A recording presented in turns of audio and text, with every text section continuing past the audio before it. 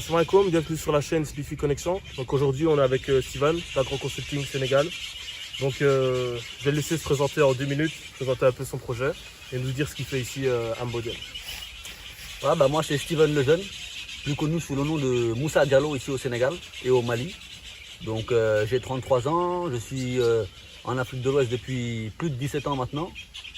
Père de 4 enfants, voilà, dans l'agro, dans l'agriculture générale sénégalaise, malienne. Donc globalement c'est ça la présentation mon ami. Est-ce que tu pourrais nous décrire ton métier en quelques mots et nous dire qu'est-ce que tu effectues comme prestation? Je pourrais décrire mon métier aujourd'hui comme consultant agricole. Mon rôle principal c'est de conseiller les investisseurs dans leurs projets et également d'accompagner les personnes qui ont déjà investi, qui sont en train d'investir. Et c'est ça que j'appelle le diagnostic en fait. Donc je viens sur le terrain, je fais la visite de leur exploitation et je les conseille justement dans la stratégie à mettre en place. D'accord. Voilà, c'est toi aussi qui met en œuvre alors justement les préparations du terrain et autres, alors quand ils ont choisi par exemple la culture qu'ils veulent mettre sur le terrain? Ça dépend des clients en fait. J'ai des clients qui font appel à moi pour ce qu'on appelle la gestion d'investissement. D'accord. Donc en tant que consultant, je suis là pour conseiller, guider le client. Et après il y a des clients qui me choisissent pour gérer leurs investissements. Souvent c'est des clients qui ne sont pas forcément ici au Sénégal, qui sont à l'étranger. Et donc on discute d'un projet qu'ils veulent créer, du nombre d'hectares, etc. Et à partir de là, donc j'évalue l'investissement et on fait des étapes de décaissement. Et à ce moment-là, c'est moi qui gère effectivement de A à Z la réalisation. Mais on va dire que ça va être à peu près 30% de mes activités. D'accord. Le reste, globalement, ça va être des gens qui vont me faire appel à mes services justement pour les conseiller. Ils ont déjà commencé des choses, ils veulent commencer des choses. Donc moi, voilà, avant qu'ils fassent quoi que ce soit ou s'ils sont en train de faire quelque chose, mon rôle c'est de les éclairer, de leur dire attention c'est bien, attention vous faites une erreur, faites comme ci, faites comme ça, voilà, par rapport à ce que je constate dans l'environnement. C'est ça globalement. Donc on va dire les clients, ils font appel à ton expertise, ouais. Tu poses le diagnostic comme tu as dit, c'est ça. Et après tout simplement ils réalisent eux-mêmes de leur côté les travaux et tu as une partie quand même délégation. C'est ça, ils réalisent, en général, il y a beaucoup de gens qui commencent à réaliser avec des entrepreneurs X ou Y. S'il y a des choses qu'ils n'ont pas encore réalisées, moi je peux les accompagner et je peux les mettre en contact avec mon réseau. Donc je gère à distance, parce que si je ne peux pas m'occuper de tout le monde, si le client est à l'autre bout du pays, je ne peux pas me permettre de faire des déplacements pour l'encadrer. Donc ce qui va être la gestion d'investissement concrète, ça va être dans ma zone. Tout le reste, à distance, je peux les aider, les accompagner ou les mettre en relation avec des experts avec qui je collabore dans un peu tout le pays. Voilà. Et tu peux justement définir ta zone pour dire un petit peu, toi, tu travailles où ici au Sénégal, de où à où tu te déplaces par exemple? D'accord, alors ici, actuellement, je suis basé dans la zone de Mbodiène. Donc c'est à peu près à 20 km de Mbour sur la route de Joal. C'est une zone plutôt stratégique. Et à l'origine, je suis de Pout. Pout, c'est Birotane, km 50. Donc on va dire que ma zone d'activité, en fait, c'est principalement la région de Thiès, où on est là, même si on est à l'extrémité. Donc on va dire tout ce qui tourne autour de entre Joal, Thiès et Diamniadio. On va dire ce grand triangle-là, je fais pas mal de déplacements dans cette zone-là. D'accord, voilà. On va dire que c'est ça ta zone d'activité. C'est ça, tout à fait. Tu peux nous dire c'est quoi les objectifs justement d'Agro Consulting Sénégal et les missions principales? Ok, donc Agro Consulting Sénégal, c'est un concept en fait que j'ai créé depuis quelques années, mais en concret, la page Facebook existe depuis un peu moins d'1 an. J'ai beaucoup travaillé dans l'ombre avec pas mal de clients entre guillemets VIP, on va dire des grandes personnalités qui m'ont fait confiance. Et c'est comme ça que j'ai fait mes armes sur le terrain. Et en fait, voilà, je suis rentré par hasard dans Facebook. Et c'est là où j'ai eu une plus grosse visibilité. Et c'est là où je me suis rendu compte qu'en fait, il y avait énormément de demandes. Même si je le savais déjà, parce que ici l'agriculture c'est plutôt une mode. Il y a beaucoup la classe moyenne et les patrons, les nouveaux ou autres qui veulent investir, et surtout la diaspora. C'est-à-dire la jeunesse d'origine africaine qui est en France ou des gens d'ici qui passent travailler là-bas, ils veulent revenir. Et il y a énormément de demandes. Et le constat principal qui a été réalisé, en fait, qui a été fait, c'est qu'ils viennent ici où ils envoient de l'argent et l'argent est souvent mal investi il y a toujours des problèmes et ils se retrouvent avec leur investissement gâché. Non, bien sûr. Voilà, donc c'est Ou ça dans qui... d'autres secteurs. Voilà, donc bon, pour répondre à la question, voilà, AgroConsult du Sénégal, c'est ça globalement mon ami. Non, mais ça va, t'as répondu, c'est pas mal. Si, tu vois. si, si. Comment t'es venue l'idée de travailler la terre justement? Comment tu t'es retrouvé à faire de l'agriculture? C'est quoi le déclenchement, les éléments qui ont fait que, Ok. avec ton parcours à toi, tu t'es retrouvé dans l'agriculture, à te dire j'aime ça, je veux travailler ça et d'avoir fait vraiment, on va dire, c'est Ok. une passion, parce que j'allais dire c'est plus qu'un travail pour toi. Ok, bon, pour faire court, j'ai découvert l'agriculture au Togo. D'accord. Mais on va dire que ce qui m'a donné la fibre agricole, c'est au Mali. J'étais dans un petit village. On était au mois de mai-juin, début d'hivernage là-bas au Mali. Tu suis à l'année? Comment? L'année, c'était quelle année? C'était en 2003. D'accord. Ouais, Oh, c'était longtemps quand même, en hein. 2003. Et donc en fait, je participais aux travaux agricoles, champêtres, avec la famille chez qui j'étais. Et c'était pratiquement que des filles. Donc je partais le matin au champ avec les filles, on revenait l'après-midi, etc. Et dans le groupe des filles, il y avait une fille avec qui il y avait une connexion. Non mais tu sais ce que je veux dire, tu sais, c'est... Ah, pas de souci. Voilà, tu vois, il y avait une petite connexion. Et du coup, en fait, bon, très brutalement, mon tuteur m'a dit qu'on devait partir au Sénégal. Donc j'arrive au Sénégal et c'est à partir de là où bon, on m'a donné des options. Moi, j'ai dégagé toutes ces options-là et j'ai dit, moi, j'aimerais faire une formation agricole, idéalement ici. Voilà. Et c'est là où je suis rentré vraiment dans l'agriculture. J'ai fait une formation agricole et c'est à partir de là vraiment que je suis rentré dans le métier de l'agriculture en fait. Très très large. Ouais, très, Ouais, Ça très va, large. hein. Et tu es toujours, on va dire, tu t'es quand même spécialisé dans le domaine, quoi. C'est ça. Et ce que je veux dire, c'est encore lié. Maintenant, à l'heure d'aujourd'hui, voilà, on est en 2020, on est au mois d'août ici au Sénégal. Ouais. Qu'est-ce que tu as comme bagage justement dans le milieu agricole? Est-ce que tu as suivi, mis à part la formation, là tu viens de le dire, et autres, est-ce que tu as suivi d'autres formations? Est-ce que tu es diplômé ou... On va dire, c'est quoi tes acquis au niveau agricole à l'heure actuelle? D'accord. Bon, dans l'agriculture, on peut commencer par cette formation-là. Mhm. J'ai fait pratiquement 7 mois. C'était vers la frontière gambienne après Toubacouta. Donc là-bas, c'était plutôt une formation généraliste. On a fait un peu de tout. Mais c'était vraiment dans des conditions très difficiles et non diplômés. Voilà, donc ça c'était la base du terrain. Ensuite, j'ai aussi fait un stage de perfectionnement au sein des eaux et forêts à Pout. Donc dans tout ce qui est production pépinière. Après ça, j'ai aussi fait un stage de perfectionnement dans les espaces verts, aménagement, entretien d'espaces verts à Thiès, toujours au Sénégal. Et c'est tout ça qui a fait qu'aujourd'hui j'ai pas mal de bagages. Et je me suis spécialisé principalement à la base dans l'arboriculture fruitière. T'as anticipé la prochaine question, Ah j'allais bon. dire c'est quoi ta spécialisation Voilà. justement. Ben, Donc on ça y est. à la base en fait c'est l'arboriculture fruitière. Mhm. Et on part du semis à la plantation. Et c'est là où mon passage dans les eaux et forêts était très important.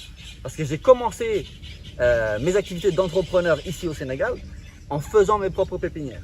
D'accord. Voilà, donc du semis à la plantation, à l'entretien de plantation. Et au fur et à mesure, on a eu des demandes et c'est là où je suis arrivé à aménager complètement des exploitations. Quel conseil tu pourrais donner à quelqu'un qui est complètement novice dans le domaine et qui veut commencer dans l'agriculture? Tu lui conseillerais de commencer comment, où et à quels moyens? Bon, déjà, le premier conseil que je pourrais donner aux gens, aux novices de l'agriculture sénégalaise, locale, s'ils veulent se démarrer dans les activités, déjà, c'est de bien s'encadrer. De bien s'encadrer et de prendre son temps. Parce qu'ici, tout le monde connaît tout. Et on peut très vite... C'est vrai qu'en général, les gens ont du mal à te dire non. Hein. Voilà. On ne te dira jamais non. Voilà. Et dans puis n'importe quel domaine. ici, tout le monde est né agriculteur. Mais l'agriculture, c'est un métier qui s'apprend. Et encore une fois, l'agriculture est très vaste. Ici, c'est pas l'agriculture comme on peut le voir en Europe où, tu vois, à la télévision, on voit des champs, des trucs, des tracteurs. Ça n'a rien à voir. Ah ouais. Ici, ça n'a rien à voir. Il y a Et les réalités africaines. voilà. L'agriculture, c'est complètement différent ici. Donc, prendre son temps, rechercher, chercher les gens compétents, y aller pas à pas. Et même si on a une superficie importante, dans l'agriculture même, je veux dire, hein, dans la mise en culture, démarrer petit pour déjà maîtriser son sol, maîtriser son environnement, maîtriser la culture, le végétal et maîtriser aussi le marché d'écoulement. D'accord. Et quand tu dis démarrer petit, alors on parle de combien de surface? Bon, ça dépend aussi de l'encadrement qu'on a, parce que souvent on me pose cette question-là, mais plutôt des gens qui n'ont pas de moyens. On me dit on n'a pas de moyens, il faut des moyens. Je dis non, il faut des moyens, mais les premiers moyens qu'on a besoin, c'est nos deux bras, nos deux jambes et notre volonté. On n'a pas besoin d'avoir beaucoup d'argent. Même avec 5000 francs CFA, on peut acheter un pot de semences. Si on a un carré, l'hivernage, voilà, après c'est seulement notre énergie qui fait la différence. Donc, vous pouvez démarrer le maraîchage, par exemple, pas la culture de piments, de tomates ou quoi, sur 1000 mètres carrés. 1000 mètres carrés, même si vous avez 1 hectare, 10 hectares, plus vous exploitez grand, plus vous avez besoin d'investissement, plus vous avez de coûts de frais d'entretien. Donc, démarrez sur 1000 mètres carrés, vous allez vous tester votre sol, tester l'environnement, tester aussi vos collaborateurs. Et une fois que vous avez vos premiers résultats, là, vous commencez à continuer vos activités. Et par exemple, tu aurais une idée de budget, on va dire minimum, que quelqu'un pourrait injecter et se dire je démarre et qu'il pourrait faire une activité? Alors bon, si on parle d'investissement concret, après tout dépend aussi du coût de la terre déjà. Bon, on peut peut-être donner l'exemple de la zone ici. Ici, on est en moyenne entre 4 et 5 millions d'hectares. 4 et 5 millions d'hectares, si on veut aménager 1 hectare prêt à être exploité, il nous faut le sol. Ce sol-là, ensuite, il faut le sécuriser par des clôtures, par de la sécurité. Il nous faut de l'eau et il nous faut un minimum d'infrastructures. Donc, si vous voulez aménager les choses bien et commencer à exploiter ce 1 hectare-là, il faut avoir au minimum 8 à 9 millions. Et là, c'est vraiment le minimum. Après, plus vous avez d'hectares, plus le coût en fait par hectare diminue. Je donne un exemple. La clôture, 1 hectare c'est 400 mètres, 2 hectares c'est 600 mètres, 4 hectares c'est 800 mètres. Vous voyez, donc en fait, le coût à l'hectare diminue plus on a de superficie par exemple. Le coût d'un forage, si on fait un forage pour 1 hectare, mais qu'on fait le même forage pour 5 hectares, tu vois, ça diminue le coût du forage au nombre d'hectares. Donc c'est un peu compliqué comme question. Tout dépend de l'environnement et du lieu et tout ça. Voilà, ça c'est une grande stratégie en fait à mettre en place. Et c'est quoi les fondamentaux alors justement de l'agriculture? Encore une fois, pour un novice qui ne comprend pas, on va dire les éléments vraiment de base, les piliers à respecter. D'accord. Donc c'est quoi? Parce que je me rappelle, quand tu nous as montré un petit peu, tu as fait la présentation justement, tu as dit quand on arrive dans un lieu, première chose, le sécuriser. Ouais, tout à fait. Tu peux nous refaire un peu les différents. On a la terre déjà, avoir la terre, l'eau. Et ces deux éléments-là, en fait, ce sont les éléments principaux, la terre et l'eau. Si on a la terre et l'eau, on peut cultiver. Mais ces deux éléments-là doivent être sécurisés. Donc là, on parle d'une clôture, c'est-à-dire sécuriser le périmètre, une clôture anti-intrusion d'hommes et d'animaux. Parce qu'on sait qu'ici, par exemple, au Sénégal, en Afrique de l'Ouest, on est dans une zone où il y a beaucoup de troupeaux divagants, etc. Et même avec une clôture grillagée ou quoi, ou un mur, les gens sont même capables de casser votre mur pour faire rentrer les animaux s'ils n'ont plus rien à manger à l'extérieur. Donc la sécurisation physique du périmètre. L'implantation aussi d'infrastructures d'accueil pour la présence d'un gardien, d'un ouvrier ou autre. C'est-à-dire créer de la vie sur place. Il faut qu'il y ait de la vie sur place. On ne peut pas avoir un champ clôturé, tout dedans, et puis on part dormir à l'extérieur, on le laisse comme ça la nuit. Il y a des risques de vol, il y a des risques de sabotage. Très très important. Voilà. Et après, c'est toute l'infrastructure, on va dire technique, de distribution d'eau, d'irrigation, voilà, tout ce qui va derrière. Et ça peut aller très très loin en fait. Voilà. Il y a quand même besoin d'un minimum. On peut travailler avec pratiquement rien. Mais si on veut travailler dans les bonnes conditions et qu'on vise vraiment à un projet agroalimentaire, vraiment un truc moyennement balèze, on va dire quelque chose vraiment de concret, voilà, c'est vrai qu'il faut des infrastructures de minimum et d'un minimum de qualité. C'est normal. Donc, toi, plus ou moins, tu travailles avec combien de clients et combien de projets tu as déjà géré dans la zone? Ben, on va dire que depuis que j'ai démarré mes activités, moi, le premier client que j'ai eu concrètement, c'était en 2007-2008. Premier gros client, j'avais déjà des pépinières. En fait, juste pour revenir là-dessus, pépinières fruitiers, principalement agrumes. Et j'ai fait un constat ici, et qui est toujours d'actualité, c'est que très peu font des grands arbres. Souvent, on voit des petits arbres dans des petits sachets, à peine greffés, vendus. Et moi, de par mon parcours, j'ai tenté de faire une expérience de proposer des arbres greffés de minimum 1 an, que je mettais dans des gros sachets. Et donc la taille, c'est combien plus ou moins? En fait, comme je dis toujours, on ne peut pas parler de taille quand on vend un arbre. On me dit toujours oui, il fait quelle taille? Non, parce qu'il peut faire 3 mètres et le greffon il est au bout des 3 mètres. D'accord. Donc ça vaut rien. Et moi par exemple quand je greffe des agrumes, je les greffe au collet, c'est-à-dire à minimum 20 cm. Donc en fait j'ai des arbres courts, mais des arbres déjà âgés. Donc là, moi mon objectif c'est de vendre des arbres de 1 an. Donc j'ai fait mes pépinières, 1 an après, je trouve mon premier client, je lui vends mes arbres, je lui installe. Et de ce jour-là jusqu'à présent, j'ai dû aménager au moins 200 hectares. Au moins 200 hectares au Sénégal et même jusqu'au Mali. J'ai des clients qui me font intervenir au Mali pour aménager leur terrain là-bas. Voilà. C'est assez conséquent. Ouais, bon, après, c'est vrai que après, ça va vite. Hein. Après, ça va vite.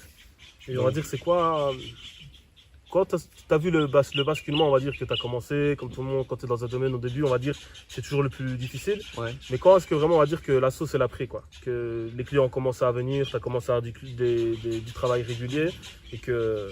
En fait, je peux dire que dans mon parcours professionnel 100% sénégalais, en fait, je peux même revenir là-dessus, c'est à l'arrivée de mon premier fils, en 2009, j'ai pris la décision de rester 100% au Sénégal. Parce qu'avant ça, j'ai fait quelques petites incursions en France, pendant des campagnes de saison, etc., 2-3 mois, histoire de ramener quelques euros. Et c'est comme ça que j'ai réussi à ramener 1000, 2000 euros pour faire des micro-investissements avec des très gros sacrifices. Je ne mangeais pas, je ne sortais pas, je ne faisais rien. J'ai marié ma première femme en 2008. On a une autre enfant qui est là en 2009. Et là, j'ai dit non, je ne peux plus me permettre d'aller chercher des 1000 euros, non. J'avais réussi à acheter un terrain de 3000 m², etc. J'ai commencé à faire mes pépinières et j'ai dit je reste sur place. Et en 2014-2015, je suis à Thiès et j'ai quelqu'un qui m'appelle, un Français qui m'appelle, qui me dit qu'il aimerait me rencontrer, etc. Donc on se rencontre et il avait entendu parler de moi par le biais d'un client en commun, donc j'ai installé le champ. Et lui, en fait, il avait une société ici de gestion et d'aménagement d'espaces verts sur la petite côte. Donc Sali, etc. jusqu'à Niani. C'est d'ailleurs ça qui m'a ramené ici dans cette zone-là. Et il m'a confié la gérance de sa société. D'accord? J'ai commencé à travailler avec lui au niveau du palais présidentiel de Popenguine. Il m'a confié l'élagage des arbres qu'il y avait sur place. J'ai fait là-bas 3 mois. Juste après l'élection, c'est un peu après l'élection, on est même en 2012 là, non? 2012 ou à peu près. Ouais, ça doit être ça. Ouais, c'est ça, 2012. Ouais, en fait, tu vois, ça va vite. Je perds la date, mais c'est ça. Et globalement, voilà, c'est ça qui m'a ramené dans la zone. Donc avant ça, j'avais déjà quelques clients et je faisais aussi beaucoup de taillage, élagage, parce que le maniement des tronçonneuses et tout, j'étais le seul à faire ça dans la zone. Donc j'élaguais les vieux manguiers, etc. Ça faisait partie aussi de mon boulot. Et arrivé ici, là, j'ai complètement changé. J'ai géré la société et ensuite j'ai commencé à avoir mon premier client ici dans la zone pour 10 hectares. Et à partir de là, la sauce a pris. Et il y a eu beaucoup de clients qui sont arrivés. J'ai ramené aussi beaucoup de gens de mon réseau dans cette zone-là pour investir. Et globalement, on peut dire que c'est ça, en 2 étapes. Ouais, et est-ce que toi-même tu emploies des personnes ici et combien de personnes tu as employé? Actuellement, j'ai 4 à 5 collaborateurs, actuellement, temps plein. Ça m'est arrivé d'en avoir beaucoup plus. Mais bon, en fait, dans la zone ici, j'ai aménagé, dans la zone là, c'est à peu près 80 hectares aménagés, 200 hectares acquis pour des clients. Et au fur et à mesure, en fait, j'ai libéré mes clients. C'est-à-dire que j'installe l'exploitation, je démarre pendant 1 an après l'aménagement, je garde en gestion le site pour qu'ils prennent et ensuite je libère aux clients. Parce que je ne peux pas me permettre aussi d'avoir plein de gestion, c'est beaucoup de contraintes. Gérer les personnels, gérer la logistique, à droite à gauche, il y a toujours des problèmes et je ne pouvais pas me le permettre. Donc j'ai libéré en fait, au fur et à mesure pas mal de sites. Jusqu'à aujourd'hui, voilà, là j'ai 4 à 5 personnes.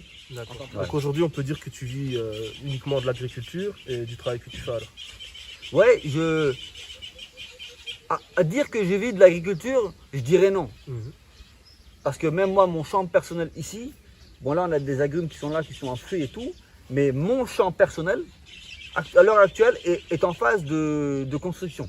Ce n'est pas mon champ qui me nourrit, mais c'est mes activités agricoles avec un grand A qui me nourrissent. C'est-à-dire mes activités d'entrepreneur dans l'agriculture, mes activités de consultant en réalité.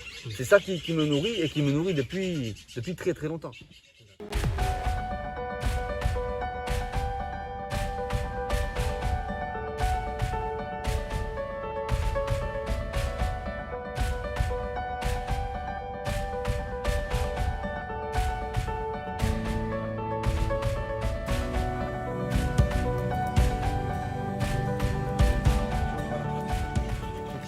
peux nous dire comment tu es arrivé en Afrique et c'est quoi ton parcours et pourquoi le Sénégal? Oui, mais moi je suis arrivé en Afrique le 1er avril 2003. Et j'étais mineur à l'époque, je venais d'avoir 16 ans. Donc je suis arrivé au Togo, 1er avril 2003. J'ai eu la chance de faire ce qu'on appelle un séjour de rupture en itinérance. Donc j'ai fait plus d'un mois au Togo, j'ai traversé le Togo dans plusieurs villages, toujours en milieu rural. Après on a traversé le Burkina Faso. Je suis arrivé au Mali. Au Mali j'ai fait plus de 3 mois là-bas. J'ai fait un peu de temps à Bamako, bon, beaucoup plus de temps en milieu rural. Et à partir de là, donc c'est là où on m'a dit que je devais préparer mon retour en France. Et je suis arrivé au Sénégal, dans un village de pêcheurs qui s'appelle Barni, Minam. Et voilà, donc à partir de là, c'est là qu'a commencé ma renaissance africaine, on va dire, tu vois, ma renaissance africaine. Et donc pour revenir à ça, c'est là où j'ai demandé à faire ma formation agricole, parce qu'on voulait me faire rentrer en France, après mes 6 premiers mois. Et bon, moi en France, j'avais rien à faire là-bas. Donc j'ai eu la chance, encore une fois, de pouvoir faire ma formation au Sénégal, ce qui m'a donné 1 an supplémentaire. Et finalement, j'ai réussi à faire jusqu'à ma majorité au Sénégal. Globalement, c'est ça. Et après combien de temps tu as su que tu allais rester en Afrique? Tu t'es dit, je veux vivre ici, je vais m'installer? Ouais, non, moi, c'était automatique, hein, parce que bon, un peu avant ma majorité, j'avais fait une demande aussi pour rentrer en France et faire une formation agricole diplômante en France. Bon, ça m'a été refusé parce que j'étais proche de ma majorité et je pense que ça ne devait pas les arranger. Et je suis parti en Mauritanie, j'ai fait 3 mois en Mauritanie, je suis rentré en France. J'ai eu mon jugement de majorité et j'ai fait 1 mois, 2 mois, bon, là d'où je viens, dans mon quartier, tout ça. Et bon, j'étais pas à l'aise et je voulais rentrer, donc je suis rentré automatiquement au Sénégal, donc dans ma famille d'accueil en fait, à Pout. Et c'est à partir de là où j'ai mis en place, moi, mes connaissances que j'avais acquises ici. J'ai mis en place mes connaissances et j'ai commencé mon parcours comme ça au fur et à mesure. Et encore une fois, j'ai la chance d'être français, d'avoir le passeport français, ce qui m'a permis qu'au bout d'un moment, j'ai fait pratiquement 9 mois, j'étais payé à l'époque 50 000 francs CFA ici en tant que technicien agricole. Moi j'étais jeune à l'époque, donc j'ai fait un premier voyage en France qui s'est pas bien fini parce que j'ai fait 2-3 mois en France, dans la région parisienne, j'ai rien trouvé, je suis rentré bredouille. Ensuite j'ai fait un peu de guide ici, etc. Et j'ai rencontré des gens qui m'ont accueilli encore une fois en France, à Rennes. Là, j'ai réussi à faire un peu d'argent, rentrer avec 2 000, 3 000 euros. Et j'ai fait ça 2, 3, 4 fois, dans des conditions des fois très difficiles. Surtout sur la Côte d'Azur, 2007, Côte d'Azur, j'arrive sur la Côte d'Azur. Voilà, j'ai fait des dizaines de jours dans la rue à chercher du travail, à pas trouver de travail. J'avais rien à manger ni rien. Et j'ai trouvé des gens, j'ai rencontré des gens, j'ai approché des gens qui m'ont tendu la main, qui m'ont donné la chance. Et à partir de là, voilà, j'ai réussi à trouver du boulot dans les espaces verts. Et là, j'ai réussi à faire ma place et à pouvoir faire 3 campagnes d'affilée, donc 2007, 2008, 2009, ce qui m'a permis de pouvoir faire un peu d'argent en faisant encore une fois des gros sacrifices. Et voilà, à la naissance de mon fils, je suis resté là et c'est comme ça que ça s'est passé, globalement. Ça va, d'accord. Est-ce que ça a été difficile alors justement pour toi de t'installer au Sénégal? Et quels problèmes tu as rencontré ici? Et ben, je peux dire que en gros, non, j'ai pas eu de difficulté d'installation puisque j'avais déjà ma famille d'accueil. Comme ma famille en réalité. J'étais déjà avec eux depuis des années, donc j'avais ma base là-bas. Ils m'ont accueilli chez eux. Ils m'ont même coupé un petit bout de terrain où j'ai construit une chambre là-bas. Donc j'ai pas eu de problème d'aménagement, d'installation, puisque j'avais déjà une famille. J'étais chez moi. Donc après pour les activités, encore une fois, j'étais jeune et je me suis battu, j'ai fait ma place jusqu'à où j'en suis aujourd'hui. Ça n'a pas été facile parce qu'il y a des périodes où on gagne pas d'argent, où voilà, quand tu es jeune, tu es dans des difficultés, c'est normal. Donc, mais j'ai jamais lâché, j'ai continué à chercher des chantiers à droite à gauche, à me vendre, à vendre mes capacités, à apprendre au fur et à mesure, à évoluer, jusqu'à aujourd'hui, 17 ans après être arrivé en Afrique, je suis toujours là, et alhamdoulilah, je ne me plains pas. Donc pour toi, quels sont les avantages et les inconvénients de l'agriculture? Bon, avantages, inconvénients, franchement, je ne pourrais pas répondre à cette question-là. Pourquoi? Parce que pour moi, l'agriculture, c'est un mode de vie. C'est un mode de vie, moi je vis dedans. Donc je ne pourrais pas te dire les avantages, les inconvénients. Peut-être quelqu'un qui est citadin, qui veut se lancer, peut-être il va dire les inconvénients, c'est d'être dans la boue, de se salir, etc. De ne pas avoir l'électricité, l'eau, etc. Peut-être. Mais moi je suis dedans. Je suis dedans depuis 17 ans. Ouais, mais si Donc- tu vois pas d'inconvénients, peut-être que tu vois des avantages alors. Ben, l'avantage pour moi principal, c'est que je suis libre.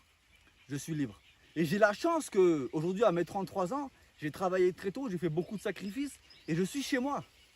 Je suis chez moi, c'est mon patrimoine, c'est le patrimoine que je vais léguer à mes enfants et ils ont la chance aussi de vivre ça. Donc pour moi, c'est une grande chance. Et voilà, donc l'avantage, c'est d'être libre, d'être chez soi, sans pour autant se reposer parce qu'il faut qu'on travaille pour gagner de l'argent et nourrir sa famille. Mais et bon, les inconvénients, pour quelqu'un qui souhaite se lancer, etc., je dirais que l'inconvénient principal, c'est les collaborateurs peut-être. C'est des gens qui quand c'est votre argent, vous allez vous impliquer à 100%, mais eux, c'est pas leur argent. Donc peut-être qu'ils vont ralentir, peut-être qu'ils vont pas, ils vont pas être à la hauteur de vos attentes.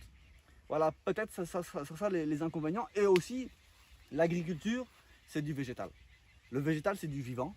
Vous pouvez avoir des plantes magnifiques et tout d'un coup avoir des ravageurs qui saccagent vos récoltes. On le voit souvent et c'est partout dans le monde, les grêlons qui sabotent les raisins, etc. Ici c'est pareil, ici on a des périodes où on a les criquets pèlerins, on a des insectes, on a des maladies. C'est des choses qui sont réelles. Il n'y a rien de garanti dans l'agriculture. C'est du végétal, c'est du vivant, c'est comme l'élevage, c'est comme les animaux. On n'est jamais à l'abri d'un problème et c'est pour ça que je pense que c'est bien d'être multitâche. D'avoir une ferme qui propose beaucoup d'activités. Partie du maraîchage, par là de la pisciculture, par là de l'élevage. Vous avez un peu tout dans un endroit restreint et là, ça vous limite les risques de casse. Voilà, globalement, avantages, inconvénients, c'est ça ma réponse, mon ami. Voilà.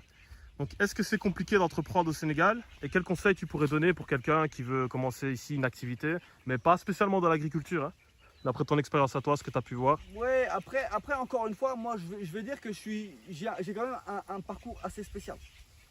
Entreprendre, encore une fois, j'ai aussi grandi ici, professionnellement parlant, même si je suis arrivé aussi jeune ici. Donc, pour moi, l'entrepreneuriat que j'ai réalisé a été naturel. Et j'ai évolué au fur et à mesure avec le temps et avec l'âge. Donc, quelqu'un qui arrive ici sans connaître le terrain, je dirais encore une fois, c'est les collaborateurs, ça va être l'entourage, ça va être tout ça, ça va être les démarches à réaliser, ça va être toutes ces facilités-là qu'on n'a pas forcément. Parce qu'il faut quand même avoir un minimum de réseau pour entreprendre. Mais encore une fois, il faut prospecter, il faut enquêter, il faut se renseigner, prendre le temps. Et je pense qu'avec l'évolution, quand même, il n'y aura pas trop de difficultés. Après, voilà, il faut un minimum aussi il faut ses idées, il faut croire en ses idées, et il faut un minimum aussi de moyens pour les réaliser. Et je pense qu'après, si vous avez vraiment la bonne idée, je pense que vous n'aurez pas de problème pour que ça aboutisse à vos espérances, à mon avis. Hein.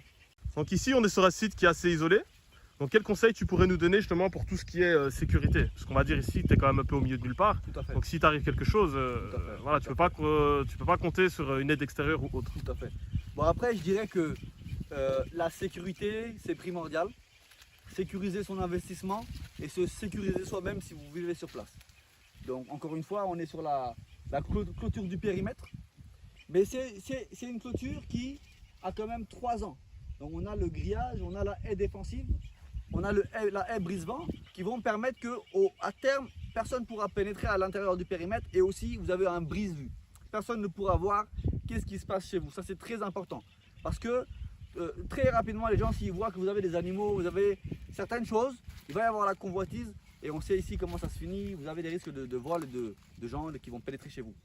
Ensuite il y a pour la sécurité, je vais dire aussi avoir des animaux de garde, des chiens de garde. Pour moi, c'est très important. Et en option, je dirais aussi, il faut être armé. Donc là, encore une fois, vous allez faire vos démarches pour avoir les permis, port d'armes, etc. Ou fusil de chasse. Voilà, ça c'est très important. Il faut être préparé à toute éventualité. Et c'est difficile justement d'obtenir par exemple un permis, port d'armes ou autre pour sa sécurité ici au Sénégal? Bon, c'est les démarches qu'il faut faire. Ça sera beaucoup plus simple pour avoir par exemple un fusil de chasse. Maintenant, en tout cas à Dakar, il existe 2 à 3 armureries. Vous allez sur place, vous allez leur demander quelle démarche il faut faire et eux-mêmes vont réaliser les démarches. Vous allez fournir votre pièce d'identité ou passeport, vous allez fournir le casier judiciaire et après eux vont s'occuper de tout.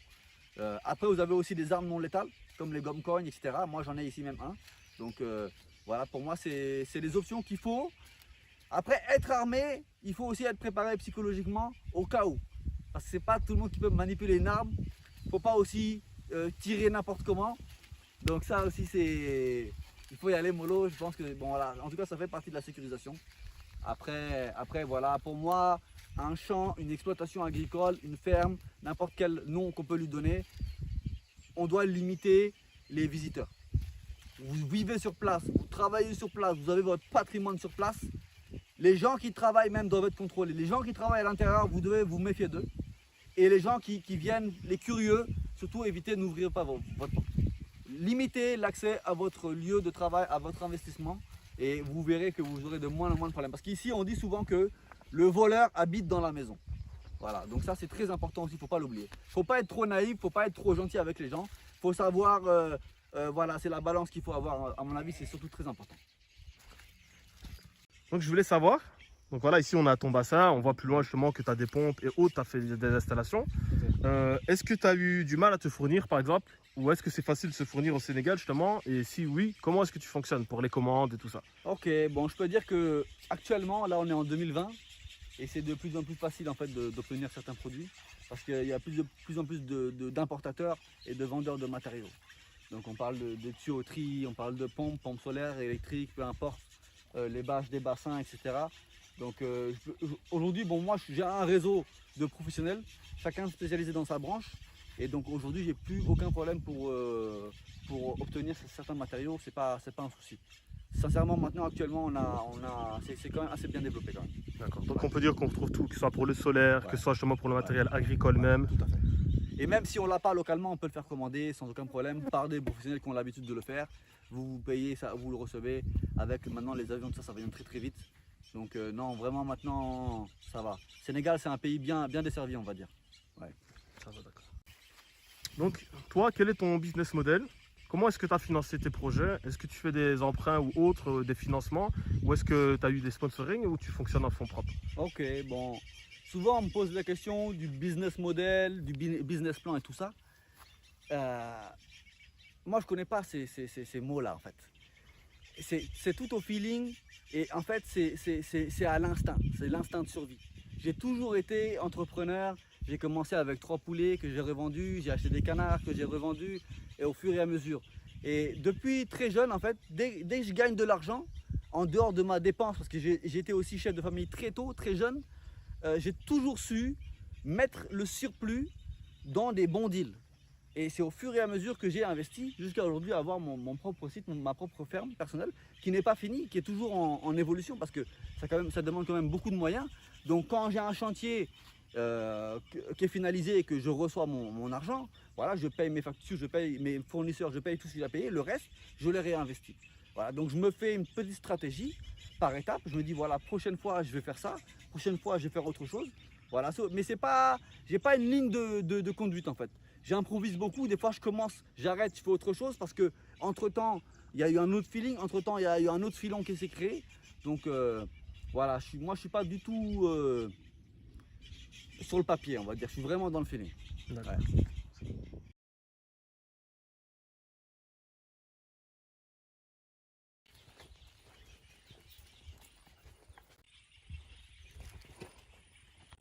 Donc là on a que du piment ici. Hein. Là on a que du piment Bixen, le piment jaune. Donc là on a travaillé sur des planches, donc des planches de culture permanente qui vont être retravaillées, qui vont être paillées. L'idée c'est de ne plus travailler le sol ensuite. Donc là on a des piments repiqués il y a 2 mois. Donc on a amendé le sol avec des lombricompost, etc. On a fait pas mal de choses. Et donc là par exemple ici tu vois, on a le tuteur qui est là, qui est accroché. Et on va au fur et à mesure, tu vois, développer ici. Plus la plante pousse et on va la faire tourner autour de la ficelle. En fait ce qui va permettre de donner de la force à la plante pour pouvoir mieux tenir ses fruits. Parce que sous serre, avec le microclimat, on va avoir des plantes qui vont pousser beaucoup plus haut. Et ça va avoir beaucoup de production. Donc il faut un renforcement pour tenir la plante, pour l'aider à bien tenir droit. On est dans une serre de 800 mètres carrés. Et si c'est bien travaillé, ça peut nous donner en termes de comment dire, de rendement, l'équivalent pratiquement de 3000 mètres carrés. Donc c'est ça aussi l'intérêt de travailler sous serre, c'est-à-dire qu'on va protéger les cultures, c'est une serre anti-insectes. On va protéger les cultures des insectes les insectes qui vont ravager, les insectes qui vont amener des maladies. On va créer un microclimat beaucoup plus humide, donc ce qui va permettre une meilleure croissance et une croissance beaucoup plus grande. On va augmenter le temps le cycle de culture, et comme nos fruits vont être de meilleure qualité, voilà, on va avoir des productions plus importantes et de meilleure qualité. Et on aura moins de pertes post-récolte. Ce qui fait que 800 mètres carrés vont correspondre à même jusqu'à un demi-hectare en plein air, en termes de résultats. Donc, quelle perspective d'avenir il y a dans le secteur? Et est-ce que le plan Sénégal émergent il se fait ressortir dans le domaine agricole? Les perspectives d'avenir, l'agriculture est faite pour nourrir l'humanité. On augmente, il y a de plus en plus d'êtres humains sur Terre. Et on parle aussi surtout d'autosuffisance alimentaire au Sénégal, en Afrique de l'Ouest, en Afrique en général et dans le monde entier. Donc il y a de l'avenir, il faut produire pour nourrir les gens. En plus de ça, c'est un business, ça crée de la richesse. Donc ça, l'avenir, il est inévitable. Et on voit même, encore une fois, l'agriculture avec un grand A. On a les maraîchers, on a les fruitiers, on a l'élevage, on a la pisciculture. Il y a de moins en moins de poissons dans la mer. Donc forcément, l'élevage de poissons va se développer et commence à se développer. Donc non, l'avenir, il est là. Et voilà, c'est un métier d'avenir. Et par rapport au PSE, comme je dis, bon, moi, tout ce qui est étatique, politique, etc., je ne suis pas trop. Je ne suis pas trop. Je sais que j'ai certains camarades, certains confrères qui sont dans des projets réalisés par l'État. Je sais qu'il y a des choses qui sont réalisées parce que c'est l'Afrique, le Sénégal en particulier, c'est un pays où je pense qu'il y a plus de 40 ou 50% de moins de 18 ans, quelque chose comme ça. Il y a beaucoup de jeunes et ces jeunes-là, il leur faut un métier, il leur faut un travail. Tout le monde veut devenir étudiant, partir à droite, à gauche, mais l'agriculture a besoin de main-d'œuvre qualifiée et on peut vivre avec ses mains dans l'agriculture en paix et au calme. Et voilà, je pense qu'il faut se mettre à fond dedans, il ne faut pas hésiter. Et pour moi, voilà, c'est vraiment l'avenir. Donc voilà, ici nous sommes à Mbodiène. Juste derrière, quand je suis passé, tu m'as montré le projet Econ City. Tout à fait. Et est-ce que par rapport à ce projet-là, justement, tu as vu que ça a fait un peu bouger déjà un peu la région, ou tu vois un impact sur le secteur ou sur l'environnement ici? Voilà, bon, déjà, on parle de Econ City, qui est effectivement juste en face du croisement de la piste latérite pour atterrir ici chez moi. Mais en plus de ça, on a le site stratégique de Pointe-Sarène, qui est en cours d'aménagement. Donc là, il va y avoir des hôtels, des villas, etc. C'est déjà en cours, hein, c'est en cours d'aménagement. On a aussi le Club Med qui est en cours de finalisation de financement, qui est juste après. Et on a Econ City qui est là. Et derrière encore, on a le site de Mbodiène, Joal. Donc on est dans une zone stratégique touristique d'avenir. Et bon, moi, l'impact que j'ai vu, c'est qu'effectivement, je suis là depuis 4 à 5 ans dans cette zone-là. J'ai vu que depuis le moment où ils ont commencé à réaliser les aménagements, avec l'autoroute aussi qui est arrivée jusqu'à Hambourg, on a commencé à sentir une spéculation foncière qui est inévitable. On est passé de prix assez bas à l'hectare, ils ont augmenté très rapidement. On a commencé à avoir des convois de voitures passer dans la zone. Pour le moment, c'est le seul impact que je constate, c'est la spéculation foncière, l'augmentation des coûts. Voilà. Après, en hôtellerie, etc., on est vraiment au tout début des projets, donc pour le moment, on n'a rien de visible concrètement. On espère que ça va se réaliser, on sait qu'on est aussi en Afrique, il y a beaucoup de discours, beaucoup de choses, magnifiques sur le papier. Maintenant, on attend que ça se réalise et je pense que ça sera vraiment dans l'intérêt de tout le monde. Donc voilà, globalement, c'est ça. Donc, qu'est-ce que sont tes projets à toi futurs et qu'est-ce qu'on peut te souhaiter justement pour la suite? Moi, mes projets futurs, c'est déjà à titre personnel de pouvoir finaliser les aménagements sur ma ferme personnelle. Et également, mon gros projet, c'est la création d'un centre de formation ici sur place. Donc surtout pour former à l'agriculture générale, pas forcément technique, dans les techniques de culture, etc., mais plutôt vraiment dans la stratégie, dans l'accompagnement, pour les investisseurs. Des gens qui souhaitent investir, leur inculquer une certaine vision stratégique, leur inculquer vraiment aussi une certaine méthode de survie, de leur montrer la voie à suivre. Que ce soit des investisseurs ou des jeunes désireux de devenir entrepreneurs en tant que consultants ou autres, ou à leur propre compte pour vivre dans leur ferme, parce que pour moi c'est l'avenir. Et qu'est-ce qu'on peut me souhaiter? Tout simplement que ça se réalise, et avec la santé, et puis en paix surtout, en paix.